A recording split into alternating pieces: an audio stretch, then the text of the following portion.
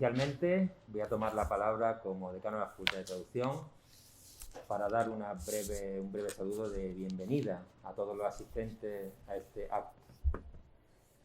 Buenas tardes a todos y a todas. En la mesa me acompaña, y lo voy a hacer esto antes de cederle la palabra a Socorro Robles, que va a llevar el acto, a esta mesa redonda de la Chana en la Plaza de los Lobos, pasando por Fuentezuela como impulso, título del libro que va a servir de guía para todo este acto, Recuperando Memoria Democrática.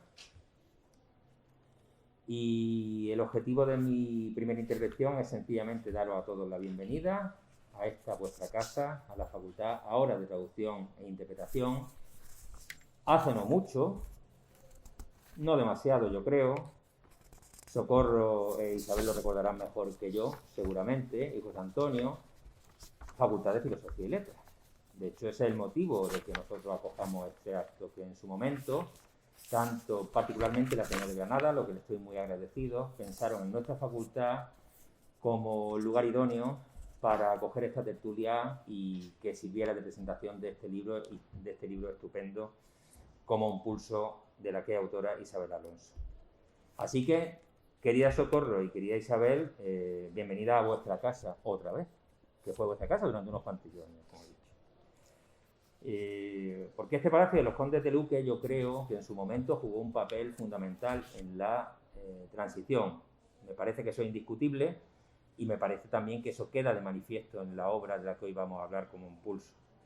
Porque desde luego mujeres como vosotras jugaste un papel fundamental, particularmente desde el Partido Comunista, en la defensa de los derechos y las libertades en vuestro país.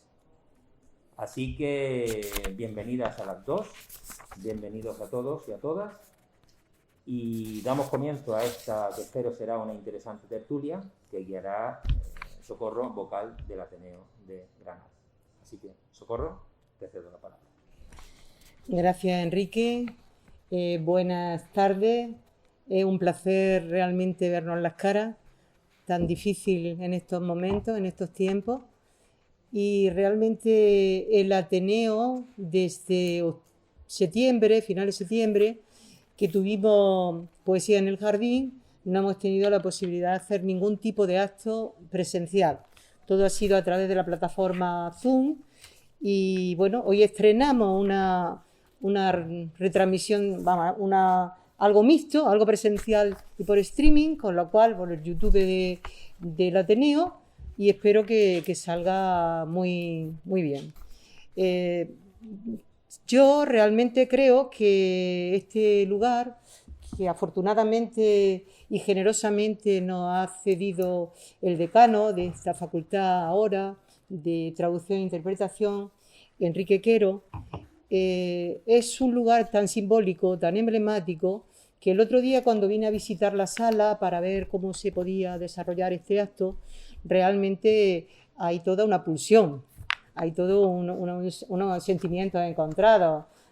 Bueno, yo de este aula recuerdo cantidad de cosas, a pesar de que se ha remodelado mucho, pero recuerdo muchísimas cosas, como supongo que todos los que pasamos por aquí.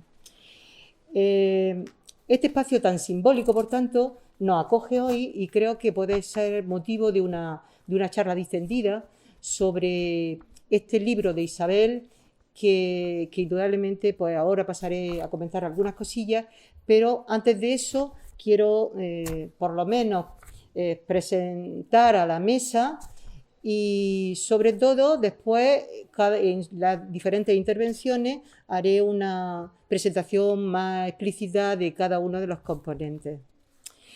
Quizás lo que proceda ahora es que deciros a vosotros un poco cómo va a discurrir el acto, pues qué tiempo tenemos y cómo se van a suceder temporalmente las intervenciones.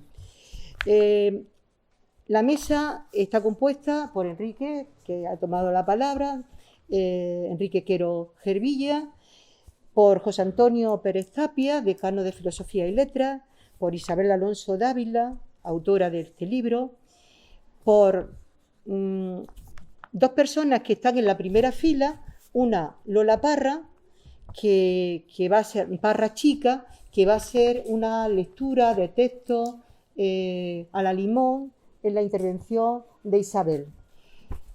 Y Antonia Ortega, que es la realizadora, está a los mandos, es la realizadora audiovisual y técnica del Ateneo.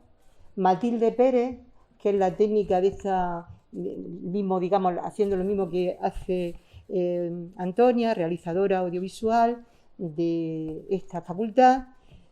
Y alguien que no veis, pero yo sí he visto a la llegada, que es la persona que ha hecho que esta sala esté limpia y ha estado desinfectando y haciendo que esto sea escenario COVID, que para bien nuestro, que María Bienve. Ha estado un rato, pues casi un ratito, por lo menos yo lo he visto un ratito, pero había estado bastante más. Y yo, que soy Socorro y que, bueno, me llaman Soco y, bueno, soy organizadora de este acto en el Ateneo. El diseño que vamos a seguir es el siguiente. Por supuesto, lo que estamos haciendo, este primer punto y segundo, sería correspondiente a lo que ha hecho Enrique, lo que estoy haciendo yo ahora mismo, y pasaríamos, lógicamente, a ver cómo son los tiempos que nos vamos a dar para que todo el mundo tenga una posibilidad de intentar comentar este libro tan entrañable que nos presenta aquí Isabel. Estimamos que el tiempo aproximado de cada intervención puede estar quizás la de José Antonio Pérez Tapia un poquito más, ¿no? Porque es el que va a desmenuzar un poco más la obra, y los demás pues con 10 minutos más o menos pues tendremos, si hay, tampoco eso tiene por qué ser estrictamente así, podemos tener una tardanza, pero vamos, pequeñita, y el tiempo será aproximadamente unos 10 minutos, ya digo. Quedándonos así como unos 20 minutos aproximadamente, por tanto el acto tendrá una duración aproximadamente de 1 hora y media, y con esto pues yo quedo sencillamente con ese diseño completado. Es normal en el Ateneo que cualquier acto que presentamos hacemos una pequeña reseña, una pequeña introducción, y eso es lo que voy a hacer ahora. Y posteriormente ya será el decano de Filosofía y Letras, José Antonio, el que nos va a explicar, nos va a dar una aproximación más cercana, más amplia de esta novela. La novela habla de muchas cosas. Habla de conciencia de grupo, habla de vivencia de grupo, de conciencia política y de conciencia feminista, de relaciones familiares. Yo, sinceramente, os tengo que confesar que me he identificado muchísimo con la novela, porque realmente, a ver, de que tiene un carácter generacional la novela, soy mujer, milité en el partido, visité la Plaza de los Lobos, tuve una pequeña estancia también en la cárcel, fui profesora de historia, viví el difícil equilibrio de la verdad y la mentira familiar, y por tanto, pues ahí... Eres la protagonista de la novela, no lo sabías hasta ahora. Hasta ahora, leyendo, dije, pues bueno, que 4 años antes, ¿cuántas personas, cuántas mujeres no habrán hecho un recorrido similar y no las conocemos? Realmente, porque no lo han escrito. Afortunadamente tenemos para eso Isabel, que nos ha hecho recordar todo eso y además recordarlo muy bien. 3 reflexiones pequeñas. Una, los lugares. Los lugares en la novela a mí me parecen esenciales, porque hay lugares de libertad, como esta facultad, creada por el movimiento estudiantil. Lo cierto es que aquí había un espacio de libertad y nos sentíamos libres de alguna manera. Hay espacios de represión, hay espacios oscuros, temidos, como la Plaza de los Lobos, y hay también espacios de barrio obrero, de la alianza de las fuerzas del trabajo y la cultura. Hay, por tanto, una amalgama dentro de tu novela que a mí me ha hecho pensar en esos espacios vividos, transitados, y que por eso, cuando los visitamos, nos encontramos como sobrecogidos, que os comentaba al principio. Hay también una serie de hechos. Mirad, en esta facultad yo recuerdo que es verdad que el partido tenía mucha fuerza, en realidad no tanta, porque en el año 70 aquí había 18 personas que formábamos parte del Partido Comunista, de los cuales todos eran chicos, exceptuando 2 chicas, Juliana Cabrera y yo misma. En ese momento, en el 70. Después, afortunadamente, fueron cada vez más las camaradas, cada vez hubo más, pero realmente no éramos tantos. Era así estratégico, nos poníamos estratégicos, pero en realidad éramos pocos. Digo esto porque esa España de dictadura radicalizó de una manera clara el movimiento estudiantil. Si bien es cierto que en Europa el movimiento estudiantil tenía un peso, había una rebelión de los estudiantes, realmente en España el cariz que tomaba esta rebelión era un cariz eminentemente contra la dictadura, era un cariz antifranquista, y por tanto tenía otras peculiaridades, no era tan fácil. Aquí se discutía el tipo de universidad que queríamos, pero también se discutía el tipo de sociedad que queríamos. Por tanto, se dieron la mano esos dos principios.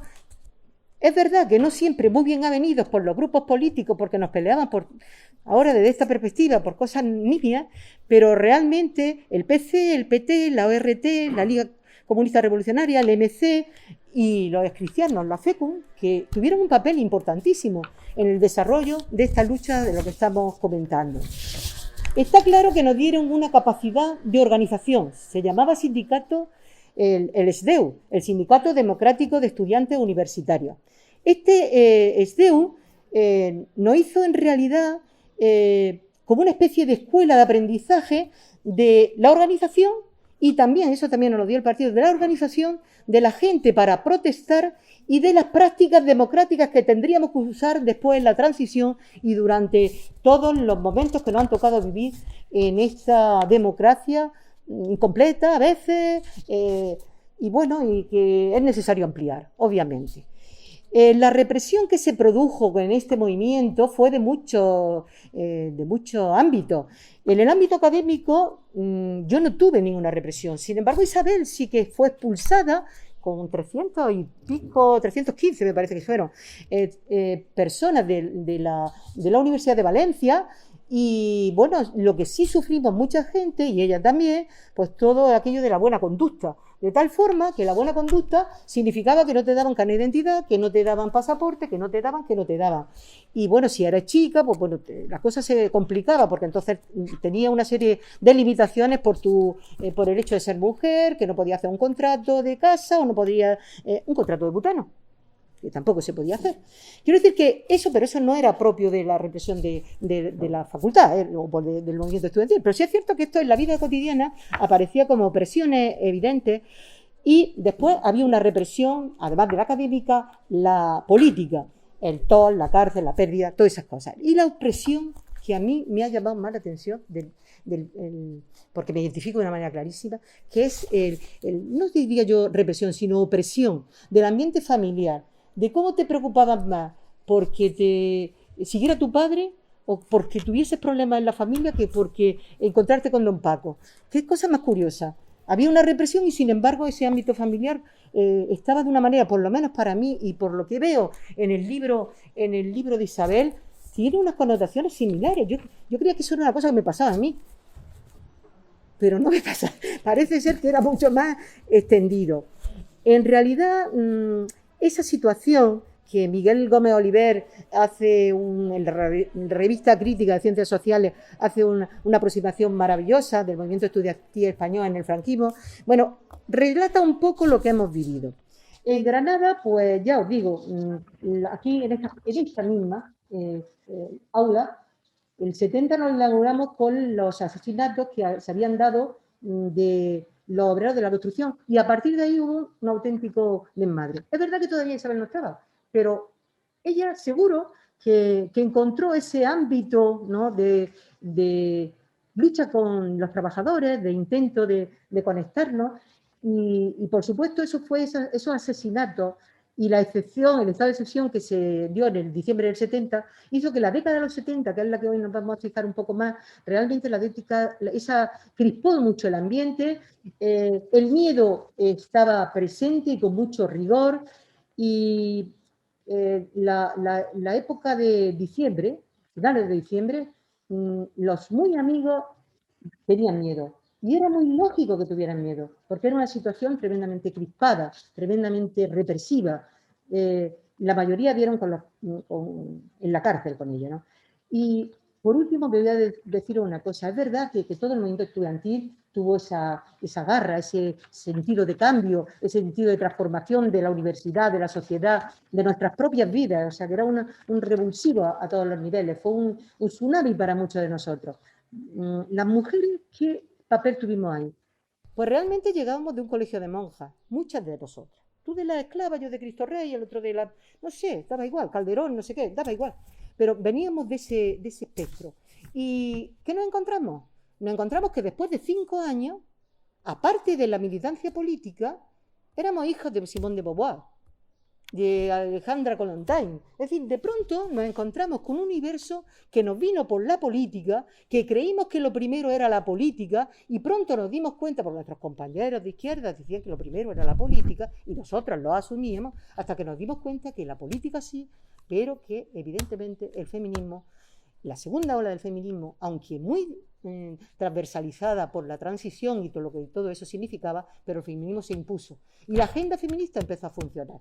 Y el partido que había puesto el MDM como un elemento de partido para que las camaradas, las hijas, las esposas, las madres, todas las hijas tuvieran ese tema político, no le dieran mucho la lata a sus esposos porque estaban en la lucha, de pronto nos sirvió como un elemento revulsivo. Pronto saltamos de ahí, pero es verdad que nos valió.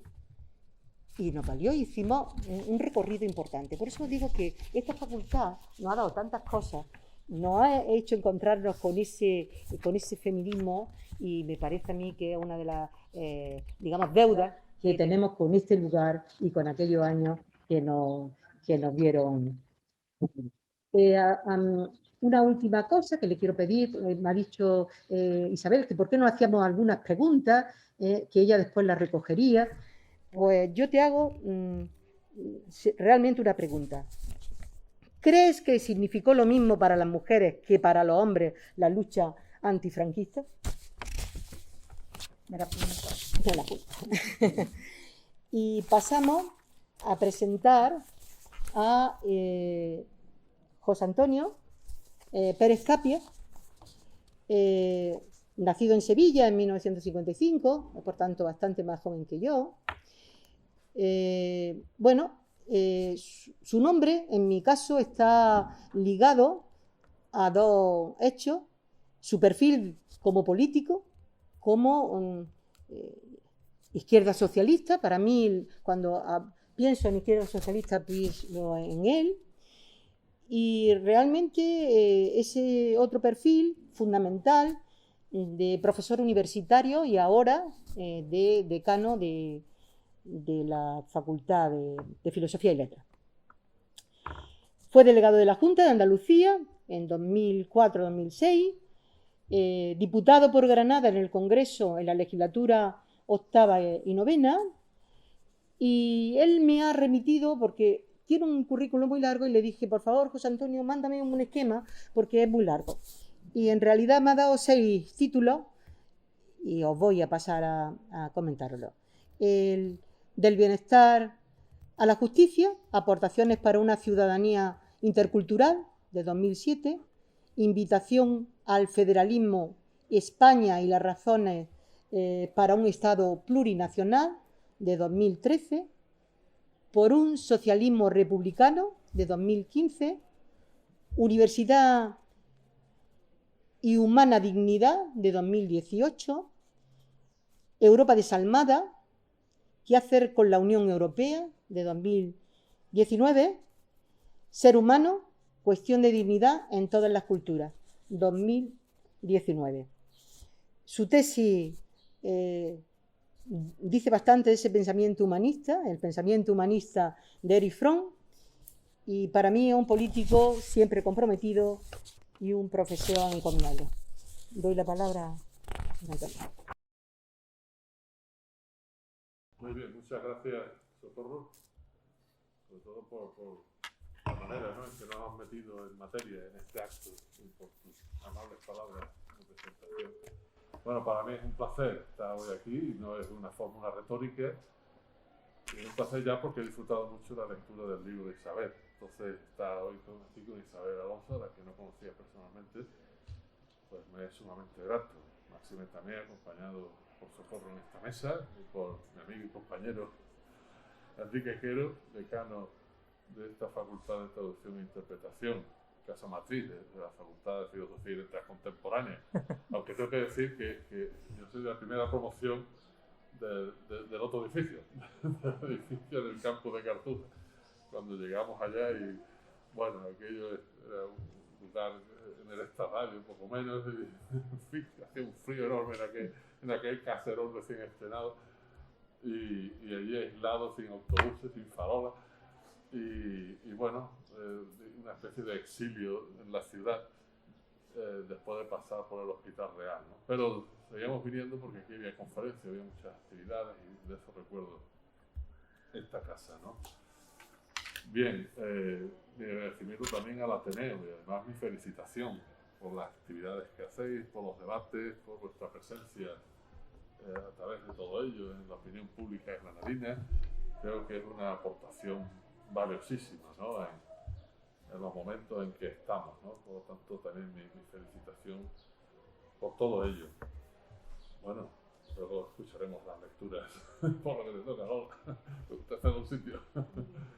Bien, como he dicho, la lectura del libro, vamos, me fui entusiasmando con las páginas porque es un relato muy sugerente y que atrapa, ¿no? Por eso también hay que expresar el agradecimiento que se debe a una autora como Isabel, con una trayectoria humana, política, como escritora, y además ha recibido varios premios, como se refleja aquí en las solapas del libro, y bueno, y ahora nos presenta esta novela. Yo cuando lo he leído he dicho, ¿y cómo no ha escrito antes otras? Porque me ha encantado. Entonces, tiene una tensión narrativa magnífica, ¿no? Y una hilazón de personajes, de situaciones, con una trama muy sugerente y muy bien montada, ¿no? Como un pulso. Claro, el título es un poco enigmático, ¿no? Como un pulso. Claro, entonces va uno leyendo y viendo la vida que allí se nos cuenta. Julia, la protagonista, es un pulso ganado a la historia, ¿verdad? Hay una historia que aquí también se somete a juicio, ¿verdad? Me acuerdo siempre del filósofo, perdonar la alusión a la familia, Manuel Levinas, que dice, no hay que esperar a que la historia nos juzgue, como algunos dijo, que la historia la absolverá, pero puede ocurrir que no. Entonces, más vale que nosotros juzguemos la historia, ¿no? Y vamos a someterla a juicio crítico, y hay un pulso con la historia, y ese pulso se va ganando, ¿no? Hay un pulso con la dictadura y con todo su sistema de poder opresivo y represivo. Y además en este caso, bueno, pues un pulso que a la vez, bueno, es un pulso por la libertad. Y una libertad sin miedo. No solo sin ira, como aquella canción de Arce de la Tradición, también por encargo. Pero en este caso, libertad sin miedo, y me acordaba del libro de Freud, tú has mencionado mi tesis al respecto, que era sobre el pensamiento utópico, Marx y Utopía, desde Marx y Freud en Freud. Y es una libertad sin miedo, o venciendo miedos, que los miedos se tenían, ¿no? en aquel contexto, ¿no? Es un pulso ganado en muchos obstáculos personales y colectivos. Bueno, tenemos obstáculos familiares, eso pesaba mucho en muchos casos, ¿no? Del entorno, porque claro, una dictadura no solo es una estructura política de poder, es un sistema de relaciones, es un carácter social autoritario que conforma una sociedad, y eso, pues incluso viniendo a favor los vientos del contexto y de los textos para que se produzca una transición, el carácter social tarda mucho más en cambiar, y prueba de ello es que si nos descuidamos, o cuando menos se puede pensar, o dado otro contexto, aparecen los rasgos autoritarios que están muy metidos en el carácter de una sociedad, como denominador común de muchos grupos y personas en esa sociedad, y eso es lo que alienta muchas veces pues regresiones autoritarias o fascistas, si es el caso, ¿no? Entonces hay que vencer muchos obstáculos. Es un pulso ganado a la mentira y a la hipocresía. Porque claro, cuando pasa uno también de la primera parte, la segunda, llega la tercera y dice, ¿ahora qué viene? Y es una clave importantísima, ¿no? Es decir, ese compromiso de verdad, no solo compromiso de verdad en la vida pública, sino compromiso de verdad en la vida personal, ¿no? Para construir una biografía desde la propia memoria, ¿no? Entonces, me pareció muy interesante esa parte donde lo político y lo personal, bueno, se desvelan en algunas de sus tramas más profundas, ¿no? es un pulso ganado al patriarcalismo, ¿no? Parece que aquí el feminismo no va a estar en muy primer plano, porque, como bien has dicho, Socorro, en aquel momento tampoco era el tema en primer plano del debate, como podemos pensar ahora, pero ahí estaba la batalla feminista ganándose palmo a palmo, y sobre todo frente a una cultura y a unas estructuras mentales muy patriarcalistas, ¿no?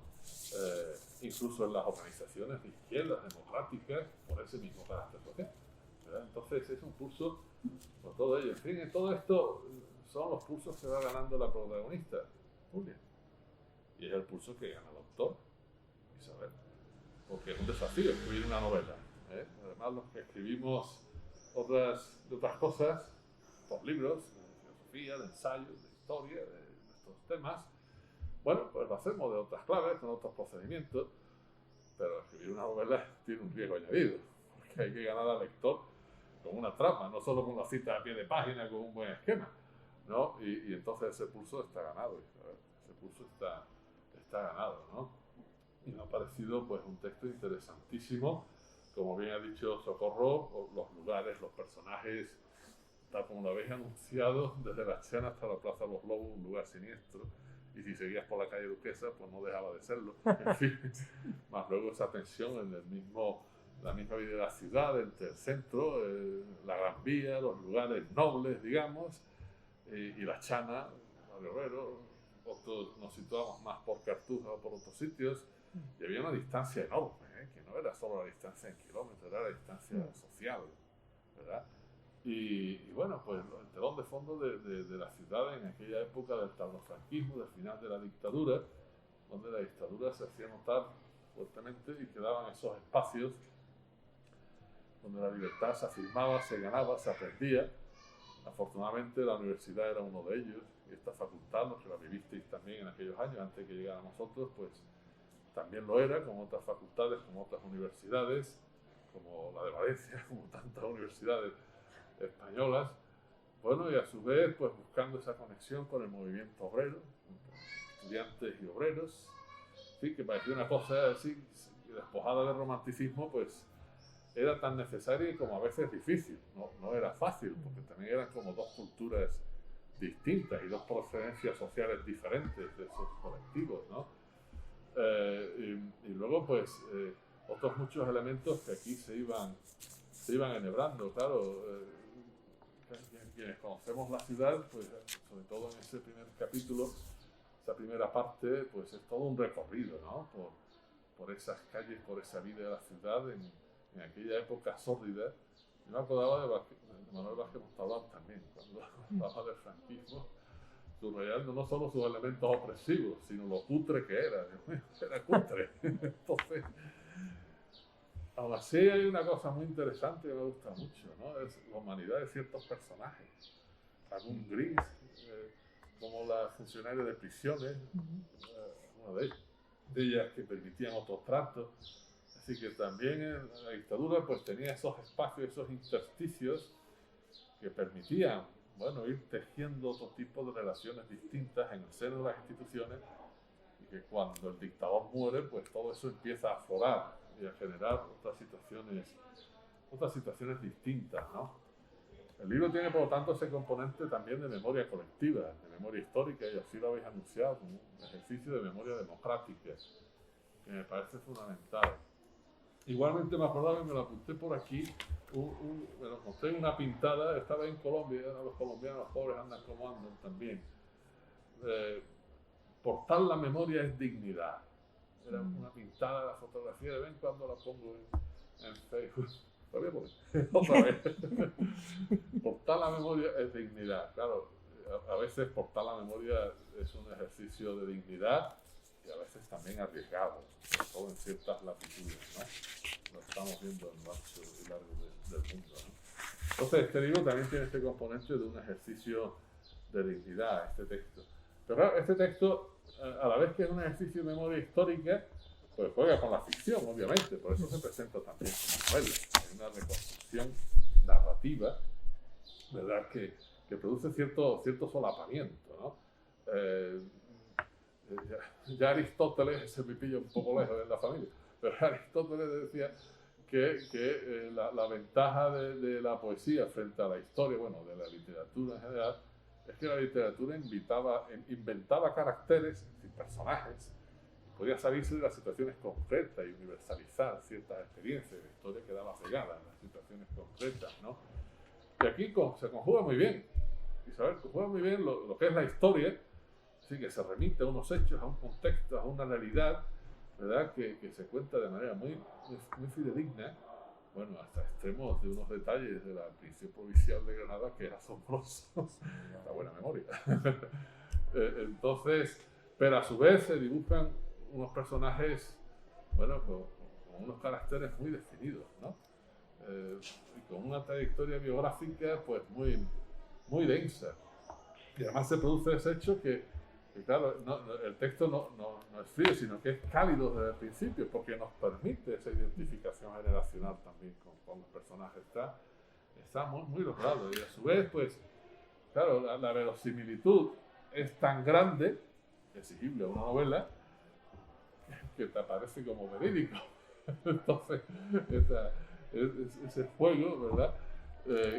Que sobre todo a mí me parece, estamos en un libro de historia, estamos en una novela, está muy bien enhebrado y muy bien resuelto esa tensión. Por otra parte, yo creo que como ejercicio de memoria histórica, de memoria democrática, aporta un detalle, un aspecto muy interesante, ¿no? Porque, bueno, en la memoria necesitamos el trabajo de historiadores e historiadoras, y por aquí está, ¿verdad? Pero la memoria histórica no es solo cuestión de los historiadores. Como la memoria democrática, pues no es algo solo relativo a las instituciones, ni siquiera a los políticos que de manera profesional o intensa se dedican a ello, es cuestión de la ciudadanía, ¿verdad?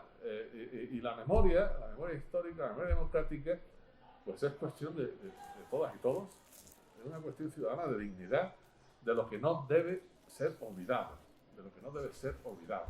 ¿verdad?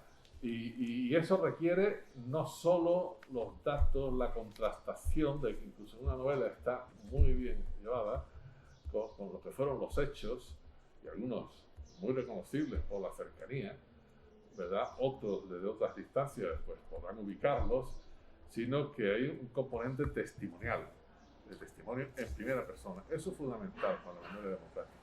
Y eso es lo que hace de la memoria histórica, la memoria democrática, una categoría ético-política. No es una mera cuestión académica, que a veces incluso entre historiadores encuentro que se produce esa confusión. No, es que sí, tenemos los conocimientos de los hechos, de la verdad histórica, vale, que no debe ser escamoteada nunca, pero es que además hay un componente testimonial.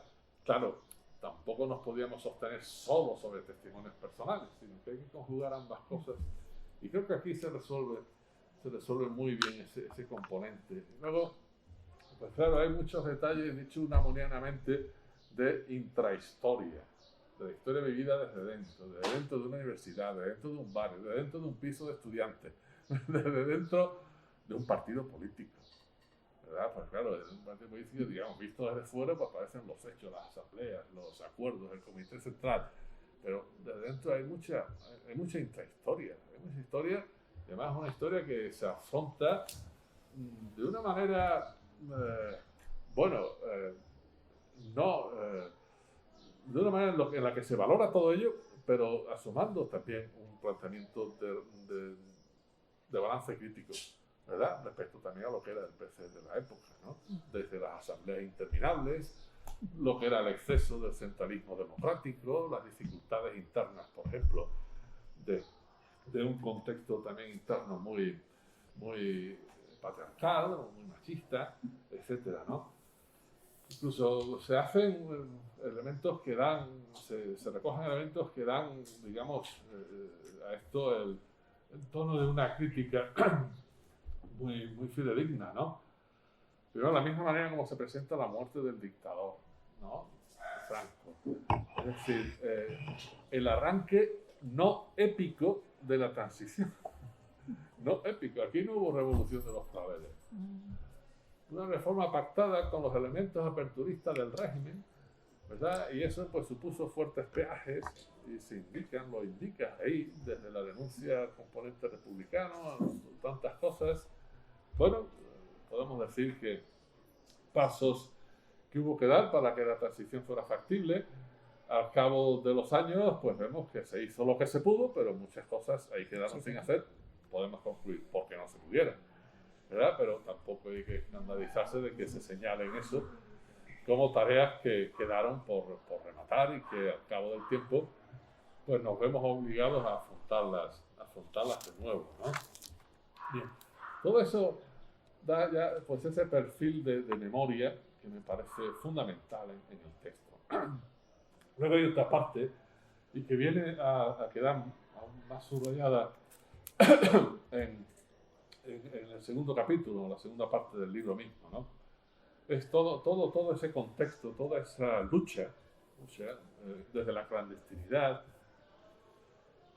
ante esa dictadura que, en fin, que estaba tan moribunda como el dictador, pero que no dejaba de ser opresiva y represiva. Pues todos recordamos que estuvo condenando a muerte hasta el mes de septiembre y Franco murió en noviembre, ¿no? Por lo tanto, una dictadura que no dejaba de ser muy dura, a pesar de los elementos aperturistas en el mismo régimen. Pero todo eso, toda esa historia entreverada, entretejida, con eso que a veces llamamos académicamente incluso historias de vida, ¿no? Los elementos biográficos. Y la segunda parte se centra más en eso, por dónde transcurren las vidas de esos protagonistas, ¿verdad?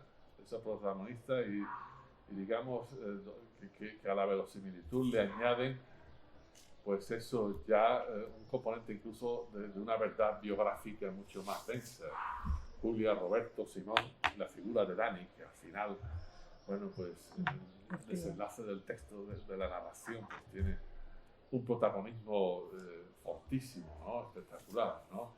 Entonces la novela presenta ese interesante entrelazamiento entre lo colectivo, lo político y lo personal. Y luego, bueno, pues por dónde van los derroteros personales con el telón de fondo de los derroteros sociales, políticos y demás, ¿no? Y aquí se sigue haciendo pues un retrato de los personajes y de una generación. Y además mostrando pues las tensiones, las contradicciones, los conflictos, no solo los sociales y los estructurales, sino los personales, ¿verdad? Muchas veces conflictos que aparecen en quienes, bueno, siendo hijos de personas del régimen, pues se volvían contra el mismo régimen, era parte de esos conflictos o de esas situaciones personales que había que afrontar. Yo destacaría, y resumiendo esto, no está explicitado en el texto, pero a mí me apareció enseguida como clave de lectura, ¿no? Es como si hubiera dos historias, por una parte, bueno, la historia de la militancia comunista, y por otra parte una historias personales, historias de vida, en las que se hace presente, yo diría, la herencia de lo que entonces era muy reciente del 68. Es decir, la revolución llevada al terreno personal, a las relaciones, la revolución sexual, el antiautoritarismo que colisionaba con el centralismo democrático del PC. Digamos, era una situación que se daba en el seno de la izquierda, que se presentaba en nuestros contextos, más agudizados, en un contexto Estado franquista, de una dictadura que no acababa de quedar erradicada, superada del todo. Y entonces, pues claro, esa colisión incluso en el terreno de las costumbres, en cómo se abordaba lo religioso, en cómo se abordaba pues, muchas cuestiones en los campos culturales, en las relaciones familiares, pues todo eso se hacía especialmente notorio en aquellas situaciones, ¿no? Por una parte era difícil, si no imposible, una revolución política, y entonces, digamos, freudianamente el principio de realidad se impuso y nos pusimos a hacer lo que se pudo, ¿verdad? Pero es que en el terreno personal también pasaba algo parecido, es decir, también la revolución de las costumbres antiautoritarias, la revolución, digamos, no solo política, sino moral, bueno, pues llegaba hasta donde podía llegar, incluso desbordando en ese caso, pues ciertos marcos en nuestras propias maneras de afrontar la vida, ¿no? Ahí digamos, Dani, el hijo, pues es el testigo que va haciéndose presente cada vez con más fuerza, pidiendo explicaciones, ¿verdad? De todas esas tensiones a veces no resueltas, ¿no? La figura del padre ausente, del padre de Dani o del padre que al final también muere y queda ahí su espacio vacío, pero con una fuerza enorme. La figura de la madre, representante aquí, representativa de esos contextos familiares, pues o muy autoritarios o muy constriñentes, tú has dicho opresivos, ¿verdad? Pero a su vez con un papel muy fuerte en esas familias, incluso que se retoma cuando pasan a ejercer como abuelos o abuelas. En fin, todo ello interesantísimo desde el punto de vista de esas historias. Ahora diré algo al final que tiene que ver con todo ello. Y luego la tercera parte, la verdad frente a la mentira, ¿no? Y además, bueno, está todo el texto salpicado de referencias literarias, bueno, viniendo del contexto en que se venía de letras, ¿verdad? Bueno, pero amarga es la verdad y quiero echarla de la boca de Quevedo. Es fantástica esa cita, está acabado, ¿verdad? Porque cuántas verdades hay amargas y que cuesta trabajo echar de la boca, ¿no? Esa verdad que se persigue, que es reprimida, que es necesaria, frente a la hipocresía de una sociedad que bascula entre dos mundos, el mundo de la dictadura que quedaba atrás, el mundo políticamente de la democracia, pero de otras muchas cosas más a las que la democracia abría paso, ¿verdad? Bueno, como se evidencia en el cine, en la literatura, en la enseñanza, en los movimientos sociales, en la emergencia del feminismo, en tantas cosas, ¿verdad? Una sociedad que se bascula entre esos dos mundos. Bueno, y al final se impone la verdad. Bueno, pero se impone la verdad porque Julia, la protagonista, se dispone a ello, ¿verdad? Es decir, acepta el pulso de la verdad. Y me parece un momento grandioso en el relato, ¿no? Una de las preguntas ante la hipocresía, ¿por qué se cede? ¿Por debilidad o por caridad? ¿No? Es la cuestión, ¿no? Y además también contrastaba que en aquel momento había mucha hipocresía, ¿verdad? Bueno, en aquel momento también, podríamos verlo mencionado hace unos minutos, la lucha por la libertad tenía unos objetivos claros. Yo diría que incluso un concepto de libertad mucho más nítido, porque no solo era teórico, era praxeológico, no solo práctico, sino desde la práctica. Y fijaros ahora por dónde andan algunos conceptos de libertad, identificados con el capricho, con el privilegio, ¿no? Entonces, ¿por qué digo esto también? Porque había una sociedad muy hipócrita, es cierto. Había que vencer esa hipocresía. Hoy estamos en un contexto cínico, que en cierto sentido es peor, que enfrentarse con la verdad frente a la mentira hipócrita, porque en la hipocresía se reconoce lo que se oculta.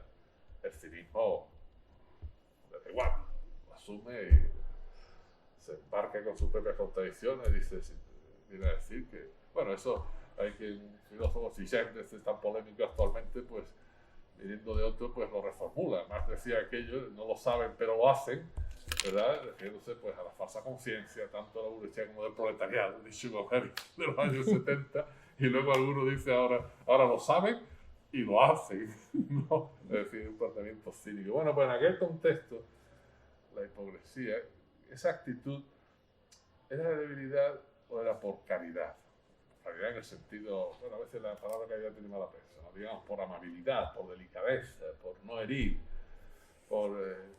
y bueno, en cualquier caso, pues esa pregunta tan beberiana dice, bueno, ¿y dónde estaba el límite? La protagonista, Julia, pues lleva la cuestión a un límite y viene a decir, como dice Max Weber, lo dice en El Político, dice, pues aquí me quedo y de aquí no paso, es decir, con esto no transijo, ¿no? Y es Dani, una nueva generación, ¿no? La que obliga a confrontarnos con la verdad, y lo hacen siempre. Los que llegan detrás cuestionan, ¿verdad? Por eso viene tanto escándalo a veces con quienes piden cuentas sobre la transición, y es verdad que se hizo lo que se pudo, pero hay que reconocer lo que no se pudo, y en cualquier caso, incluso con lo que se pudo, pues es verdad que ha derivado mucho al régimen del 78, ¿verdad? Eso no estaba en el guión, pero en fin, quedaron las cosas de tal manera que entre corrupciones y atascos en el Estado, más otras muchas cuestiones, pues estamos un poquito bloqueados, ¿no? Hay una cuestión última, sí, de cierto grado filosófico, que es muy objeto de debate también actual, político, social en nuestros movimientos, que lo iba pensando a lo largo de las páginas y no me voy a ahorrar decirlo, porque No, creo por que es favor. susceptible de modularse, por lo menos en un contexto sosegado de conversación, ni siquiera de amable conversación sobre estas cosas, ¿no? Decimos, lo personal es político, y también es una de las cuestiones que preside estas trayectorias. Lo personal es político. Incluso hoy esto, el movimiento feminista, por razones que todos conocemos, está muchas veces así formulado, ¿no?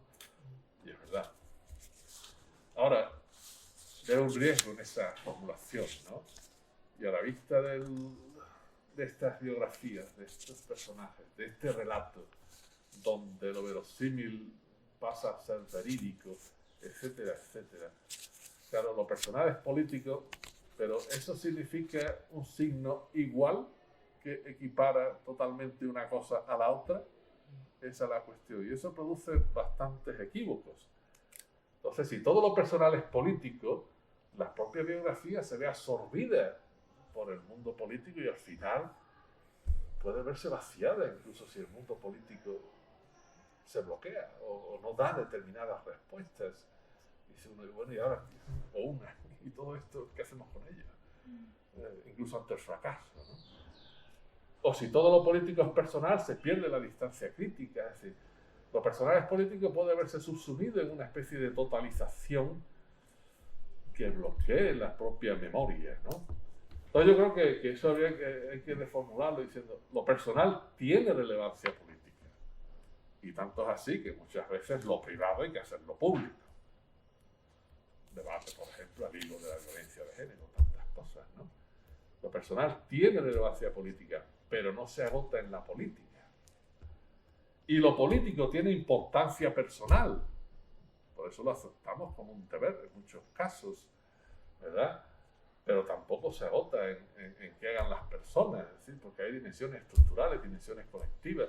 Entonces yo creo que lo personal y lo político requieren, dicho también con jerga, que a lo mejor alguien puede pensar que está periclitada, requieren un enfoque más dialéctico, que no sea una equiparación tan mecánica. Lo personal es político, lo personal tiene relevancia política y lo político tiene importancia para asumirlo personalmente. Entonces esas son las matizaciones que haría y también eso me han llevado a las páginas de tu novela. Así que fíjate el jugo que da de sí todo lo que has escrito, por lo menos para un lector sumamente interesado como he sido. Así que felicidades por la obra, Isabel, y me ha encantado y poneros a leerla, más estando en Granada, pero creo que una obra literaria, como cualquier obra, pues aspira también a recordar el marco particularista, por eso pues, los personajes pasan a ser ficcionados, etcétera, ¿verdad? Para que pueda trascender el contexto, diríamos, de descubrimiento, el contexto en el que se está de manera inmediata, para poder ser una experiencia compartida colectivamente desde otras muchas claves. Y yo creo que da mucho de sí, porque además se está escribiendo mucho y se ha escrito mucho, pues, de la guerra, de la posguerra, pero del tardofranquismo no hay tanto, ¿verdad? Y menos en este plan testimonial. Entonces creo que cubre ahí no diría un hueco, pero sí hace un papel interesante en el que muchos nos podemos ver muy reconocidos y agradecidos. Así que muchas gracias, Isabel. Muchas gracias. Yo más gracias. Pues nada. No nos hemos conocido hasta hoy, ¿no? O sea, no... Sí, pero después de la novela parece que todavía. Bueno, pues muy bien. Pues muchísimas gracias, porque realmente has dado montones de claves que yo no había percibido y... perdón, que digo que me ha encantado el análisis y las sugerencias que nos da José Antonio, y vamos a pasar a Isabel. Isabel ya casi la conocemos todos, no de antes, sino a través de su novela, ¿no?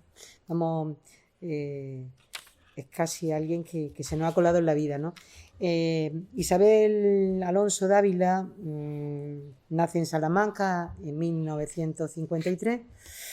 Se licencia aquí en la Universidad de Granada en Geografía e Historia sería entonces, ¿no?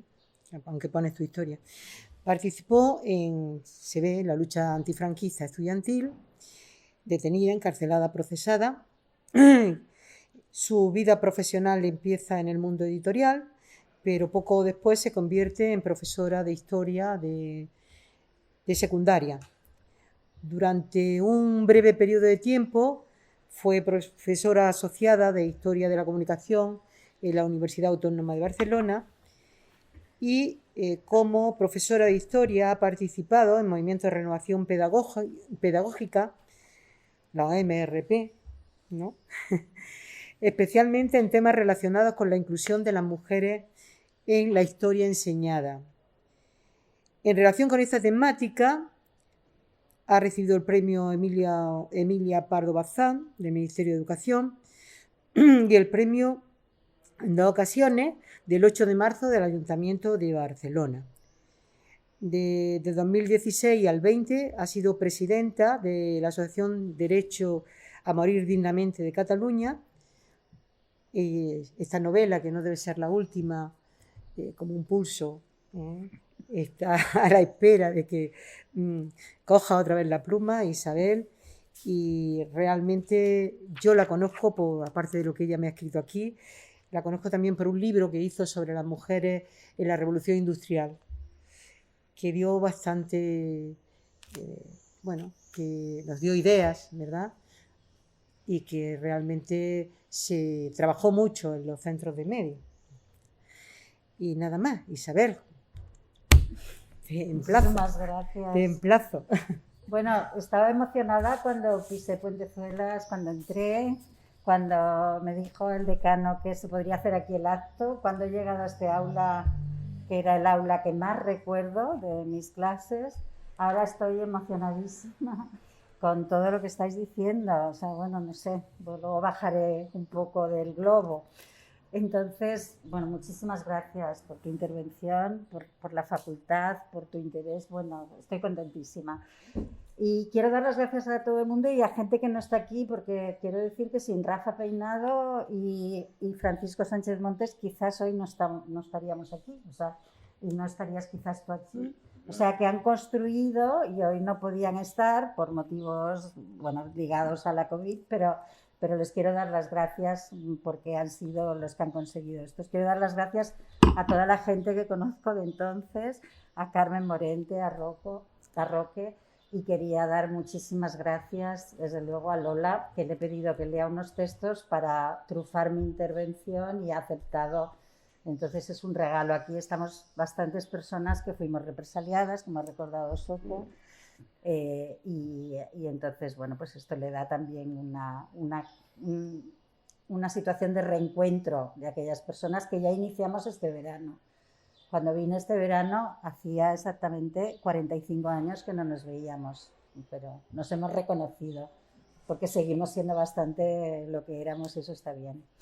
Bueno, pues dar las gracias al Ateneo de Granada porque siempre lo tuvo muy claro que querían presentar esta novela, y a toda la gente que ha ido interveniendo y especialmente a ti, o sea, que ha sido un reencuentro maravilloso. No pondré la foto en que estamos juntas. Y ahora a Aaron Cohen. Aaron Cohen también, ¿vale? O sea, bueno, muchísimas gracias a todo el mundo. Bueno, yo voy a ser muy breve, si pasa la diapositiva, que también, como decías antes, Antonia, eso, la técnica parece que va a funcionar hasta que le das y tal. A ver, el título, de la Chana, ¿vale? Sí, es que la idea inicial era el atril, pero el atril no se ha podido poner, entonces... Sí, eso lo no, yo creo que estamos bien aquí sentados y la actriz de pie, porque sí se marcará que es actriz. Bueno, a ver, de la Chana, tú has hablado de los espacios maravillosamente y entonces tú también a ver, ¿por qué estudiantes que veníamos de clases acomodadas decidíamos, el primer bofetón a nuestras familias era elegir un barrio que no les parecía conveniente, ¿no? Entonces, bueno, nos fuimos a La Chana y claro, ahora Internet es una maravilla porque encuentras de todo. Simplemente quiero decir que es verdad que para nosotros la Casa de La Chana fue un cambio respecto a Cristo de la Hiedra, que vivíamos muy céntricos, pero en un apartamento sin vistas, y nos fuimos a La Chana y disfrutamos de las vistas de Sierra Nevada. Entonces, quien no quiera entender eso es que no entendía bien el mundo. O sea, hacíamos opciones muy buenas, ¿no? Y por otro lado, de La Chana, solo antes de que lea Lola el texto que hemos elegido entre las dos, quería decir que, bueno, aquí se anunciaba como que estaba totalmente urbanizado, pero eran aquellos barrios de entonces que se construían las casas y no se hacían las calles, eran siempre un barrizal, no había ningún tipo de servicios, o sea que bueno, eso también era la dictadura, ¿no? Unos barrios absolutamente desiguales y absolutamente descuidados. Me imagino lo que sería la corrupción urbanística entonces, si luego la hemos sufrido en democracia sin ningún tipo de control. De aquí hay una escena que ahora nos leerá un momento Lola. Esta foto es la única que no está sacada de internet y este era uno de los protagonistas de la novela, que es el 127 de color azul marino. El coche, no sé si lo veis bien en la pantalla grande, pero apareció una mañana con todas las ruedas pinchadas, todos los cristales rotos. Aquí está mi ex marido y aquí un vecino. Acercarse en una situación de estas era significarse como estoy con vosotros. O sea, eran pequeños detalles de decir, bueno, lo que se han hecho con el coche, evidentemente fueron los guerrilleros de Cristo Rey. Y también en internet he encontrado los coches Z que tienen tanto protagonismo en el principio de la novela. Al lado de la casa había un bar que estaría en este solar, esta foto reciente, y esta es la escena que nos va a leer Lola ahora. Julia entró en El Regreso, aquel bar que con tanto esmero habían montado sus vecinos. Eran de Dila y hacía poco que habían vuelto de la emigración de Alemania. Había cenado allí tantas veces patatas a lo pobre con pimiento y huevos fritos. Julia vio a Roberto y a Dolomitas en la mesa que daba a la cristalera grande, desde la que se veía la puerta de la casa. Por si llegan los de la mudanza, claro, bien pensado. Antes de sentarse se acercó a la barra. Pongo un botellín de alhambra y medio bocadillo de tortilla de patata, pero con vaso para la cerveza, por favor, como siempre, que no me gusta nada bebérmela a morro. Enseguida te lo llevo, Julia, le dijo el más joven de los dueños mientras cortaba ya el bollo de pan en dos mitades. Julia se sentó en la única silla que quedaba libre de espalda a la cristalera. Cuando le estaba dando el segundo mordisco al bocadillo, comprobó que un grupo de albañiles que tomaban carajillos en la barra volvían las cabezas al unísono hacia la puerta. Imitó su gesto, se giró y vio que en la puerta había apostado dos policías uniformados y que dos hombres con traje entraban en aquel momento en el bar y se dirigían con rapidez hacia su mesa mientras sacaban sus placas. ¡Policía!, dijeron los dos hombres trajeados casi a la vez. En el momento en que los sacaron ya esposados, pudieron comprobar que el despliegue era brutal. Dos coches Z de la policía estaban aparcados a la puerta del regreso. A Roberto y a Dolomitas los metieron juntos en uno de ellos. Pusieron la sirena y se alejaron con rapidez hacia el centro de Granada. A Julia la dejaron allí y le pidieron la llave del piso. Nada más dársela se dio cuenta de que acababa de cometer el primer error. No debería haberse dado las llaves. Tenía que serenarse y empezar a hacer las cosas bien. En la media hora en que estuvo de pie en la puerta de la casa custodiada por dos grises, pudo comprobar que en el bar todo el mundo parecía seguir con su rutina. Evitaban mirar hacia donde ella se encontraba. Cuando le devolvieron las llaves, uno de los dos policías de paisano, Julia suponía que sería de la Brigada Político-Social, le dijo que subiera con ellos al piso. Querían registrarlo. Mientras subían en el ascensor, Julia preguntó: ¿y la orden judicial? Porque sin orden judicial no pueden entrar. No tenemos la autorización todavía, subrayó el policía con un tono en la última palabra. Pero no te preocupes, que mañana te la enseñamos. Pues me la tienes que enseñar ahora, si no este registro será ilegal. Solo consiguió que el del social, que la llevaba del brazo, le diera un empujón malhumorado y le hiciera entrar en la fuerza a la casa. Lo que no sabían aquellos policías es que Roberto ya había dado de baja la luz eléctrica del apartamento y que el progresivo descenso de la luz natural no les iba a permitir acabar con el registro. Así que después de estar un buen rato abriendo cajas y haciendo montones con los libros y papeles, mientras Julia miraba ostentosamente por la ventana, señalando con su falta de atención que aquel registro estaba mal hecho desde el principio, decidieron que no podían continuar. Serían las 8:30 de la tarde cuando los dos policías de la social la bajaron y la introdujeron en el asiento de atrás del 1500 de color gris. Se sentaron uno a cada lado de Julia junto a las puertas. La sirena, gritando, enloquecida por las calles de Granada, provocaba un estruendo que hacía que se girasen todas las cabezas. Ella, a través del parabrisas delantero, miraba a los transeúntes como si todavía le costara creer que ya no era uno más de aquella gente que andaba libremente por la calle, sino el objeto de sus curiosas miradas. Cuando estaban llegando a la confluencia de Gran Vía con la avenida de la Estación, el semáforo en rojo le hizo albergar cierta esperanza. Volvió la cabeza hacia la puerta de la casa de los padres de Simón, deseando con todas sus fuerzas que él saliera justo en ese momento a la calle y pudiera vislumbrarla en el asiento trasero de aquel Seat 1500. Pero la enorme puerta de madera de la casa permaneció cerrada y el coche de la policía solo aminoró la marcha, saltándose el semáforo, con lo que la posibilidad de avisar a Simón con un imperceptible gesto quedó truncada. Julia no volvió a saber de los demás hasta tiempo después, cuando Lomita se encontraría 9 días más tarde en el furgón que la llevaba de la Comisaría Central de Granada a los juzgados de Plaza Nueva. Con Roberto unos 10 días después, cuando vino a verle a la cárcel de Granada. Y con Simón se cruzaría algunas cartas en la cárcel de Granada, que llegaron por métodos inverosímiles desde el pabellón de hombres al de las mujeres. Pero eso sería más tarde. Ahora, el 1500 de la policía en que la llevaban estaba parado ante la puerta de la Comisaría Central de Granada, en la Plaza de los Lobos. Sacaron a Julia sin miramiento y la llevaron a empellones hacia el interior de la planta baja del edificio. Muchas gracias. Bueno, entonces, como veis, la acción empieza en la Chana y os quiero decir que yo tengo buena memoria, pero es que tengo documentos y si alguien sigue mi blog sabrá que hay una propuesta y es que toda la gente de aquella generación, y ahora se junta quizás con una propuesta que se hará aquí luego más tarde, porque ya me lo han anunciado, podemos buscar nuestros documentos. Y lo que yo os voy a decir ahora es que estas fuentes documentales que yo tengo, por ejemplo, están en el Archivo Histórico Nacional, donde antes era la Residencia de Estudiantes, el edificio de la Residencia de Estudiantes, y ahí tienen los dosieres policiales. Y tú puedes acudir al Archivo Histórico Nacional y preguntar los dosieres en los que tú aparezcas referenciada. Sabéis que hay un enorme problema de acceso a las fuentes históricas para los historiadores por la política de protección de datos, por los años que tienen que pasar, pero los documentos en los que una persona aparece referenciada te los tienen que dar obligatoriamente borrando los otros nombres.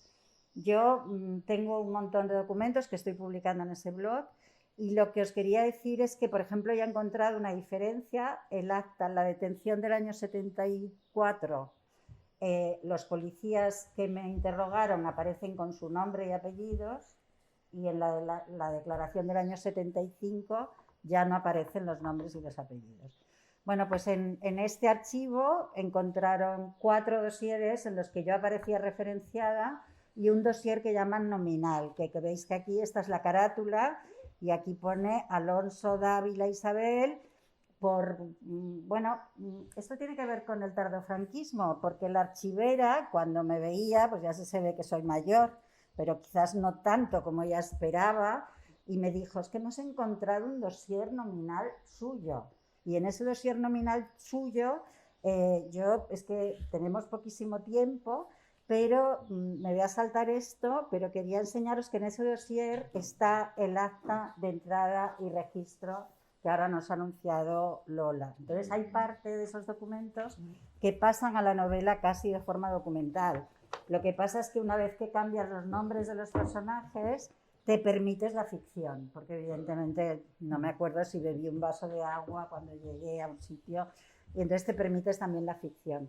Bueno, ¿qué encontró la policía en mi casa? A mí esta acta de registro me hace mucha gracia porque digo, es la manera de construir qué bibliotecas teníamos entonces, porque aquí están, y luego internet ahora buscas nuestra bandera, número tal, y vaya alguien, la quiere vender y la encuentras. Entonces, bueno, pues encontraron la revista Nuestra Bandera, que era como la revista más teórica del PC, encontraron ejemplares de Mundo Obrero, encontraron ejemplares de Viento del Pueblo, encontraron ejemplares de Venceremos, y dicen que encontraron, porque yo tengo buena memoria y esto no lo recuerdo, un bote de tinta de multicopista Corex. Y entonces lo ponen en el acta de registro, yo estoy segura de que no, pero nos metían cosas, evidentemente. Y entonces por eso adquiere en la novela importancia este rato que la policía tuvo la llave, etc. Bueno, ¿qué más encontraron? Marx a montones. Y aquí tengo un recuerdo de la facultad que no sé si lo he contado porque fue tan horroroso. O sea, Mateo Revilla montó unos seminarios clandestinos sobre marxismo en el Hospital Real. Entonces leíamos El Capital, ni más ni menos. Sinceramente, yo tenía 20 años, yo no entendía mucho El Capital, pero entonces cada día teníamos que exponer uno, la parte que nos tocaba leer. Entonces, bueno, está claro que Marx nos acompañaba en nuestras vidas, pero que aquel día, el día que me tocó exponer, yo hice el ridículo soberanamente y no estaba muy acostumbrada a hacerlo, porque bueno, era bastante dirigente ya en esos momentos. Bueno, entonces todos estos son libros que aparecen en este acta de registro, que los podéis ver, y bueno, se llevaron también El fin del mundo antiguo, que era un libro de historia, seguramente recomendado por Alberto Prieto, y sí, evidentemente, claro, era un libro de la facultad, pero dijeron, El fin del mundo antiguo, esto es un libro revolucionario, eso también lo reseñaron.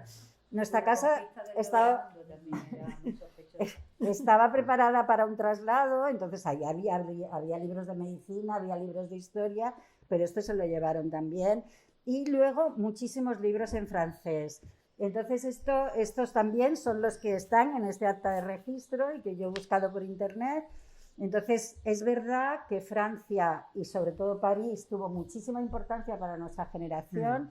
Fueron nuestros primeros viajes al extranjero y las librerías que veníamos cargados y pasábamos con un miedo terrible en la frontera de Portbou.